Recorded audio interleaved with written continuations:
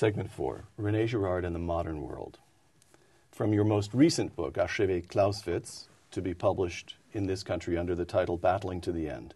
Quote, history, you might say, is a test for mankind, but we know very well that mankind is failing that test. Explain. Mankind is failing that test because mankind has the truth in the reality of Christianity, which is there, and this truth has been there for 2,000 years, and instead of moving ahead and becoming more widespread, today it's becoming more restricted. Christianity is less and less popular every day, and is accused of all sorts of things, which smell very much like a scapegoating process. Well, all right. So in the contemporary setting, we have Christopher Hitchens saying that Christianity is responsible for all kinds of evils. Yeah. It's the usual catalog. Yeah. I don't mean to demean Christopher's argument. He's a man of integrity, but the religious warfare, on and on. And right. You say no, that's not Christianity. It is what? But it is an effort to restore, if you want, the mythical world, which doesn't perceive itself as it should. To unite by way of a common antagonism, and then to do violence to the other. Mm-hmm. What we see in the religious warfare, what we see in communism, is a reemergence of the ancient pattern. What we see in human society as a whole, in a way, people always unite around victims. But in order to unite solidly, they must keep believing that these victims are guilty. And they are not. So, in other words, Christianity is the myth that reads all myth, the myth which is read and reads all myth. So people say, you're doing anthropology or you're doing mythology. And I answer, no. I'm showing that to read mythology right and to have the true anthropology are one and the same thing. From Battling to the End again, Modern World. Personally, I have the impression that Islam has used the Bible, that is, incorporated elements of the Bible, as a support to rebuild an archaic religion. While Christianity eliminates sacrifice wherever it gains a foothold, Islam seems to situate itself prior to that rejection. Yeah, Christianity, Islam is a big problem for Christianity because it comes after Christianity. And it is intelligent enough and religious enough, in a certain sense, to use aspects of Christianity that make it more credible than archaic religion.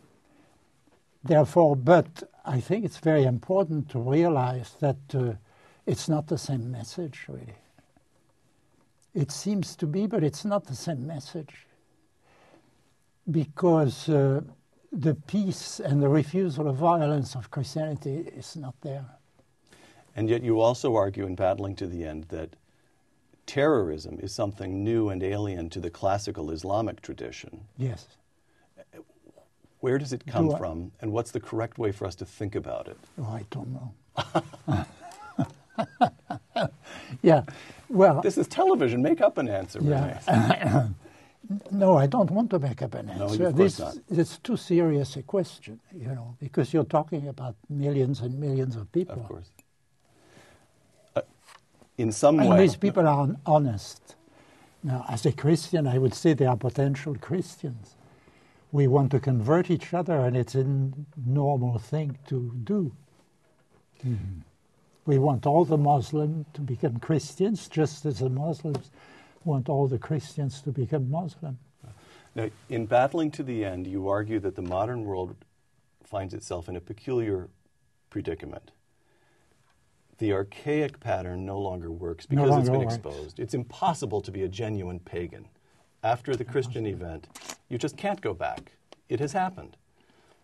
So it no longer works. At the same time, that is to say, it no longer is genuinely unifying. It no longer is ritualized in myths that people at least half believe. And at the same time, we have the march of technology making the scapegoating mechanism more and more dangerous.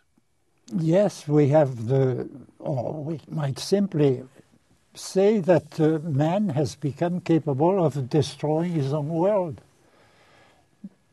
for good, and to make it unable to support life, to destroy the atmosphere. I take very seriously. Today we live a very strange period, because the apocalyptic texts, the great apocalyptic texts for me, are not the texts which are entitled Apocalypse of John. They are the texts which are at the end of the Gospels, of the Synoptic Gospels, especially Luke and the reading last Sunday.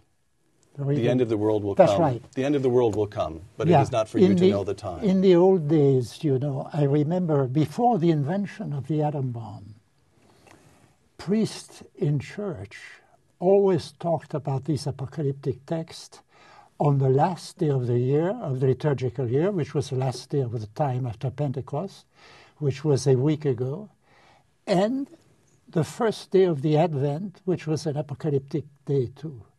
These texts were read, and I remember the time when they were the only thing that impressed me very much in readings at church, and in a way, the inspiration of my whole work is there. I've been talking about these texts all the time. Well, final quotation from Battling to the End. In some way, the Gospels and Scriptures are predicting that mankind will fail the test of history, since they end with eschatological themes, literally the end of the world. How do you think about the present age? Is this a time of testing? Is it a time of ultimate doom? Well, look at the apocalyptic text in the Gospel. One thing which is very characteristic is the mixture of the human and the natural. That is the reason why people consider that they are not serious scientifically and so forth and so forth. But look at the times we are living today.